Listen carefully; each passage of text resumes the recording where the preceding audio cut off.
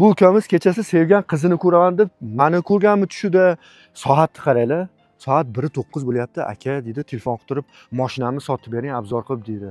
Sotuvimizda Nexia 1. Hozir men sizlarga buni obzorini qilib beraman. Supurgini oxirida tushuntiraman nima uchun. Akalar, motorimiz Sons Trambler. Hamma yog'ini zo'r qilib qo'yishgan. Ledlari ham o'zlari uchun chiroyli qilib, tumanlilar bilan vashim zo'r qilib qo'yishibdi. Yili 2006-yil. Salonlarni qaranglar, rosa chiroyli qilib, akkuratli qilib qarab qo'yishgan. Orqada 100 talik metan temirimiz, ruxsati bor, hamma yog'i bor. Lizinga ham yuradi. Kraskasiga kelsak, u yoq bu yog'ida bor deyishyapti. Narxiga kelsak, narxi $3200. Sunnatiga oz-moz o'tib beramiz deyishyapti. Kimga kerak bo'lsa, pastda nomerlar qoldiraman, bemalol aloqaga chiqib olishlaring mumkin. Balon holati ham o'rtacha ekan. To'g'risi bu supurgini ko'rsatganim sababi ukaxonni qattiq urmoqchi edim.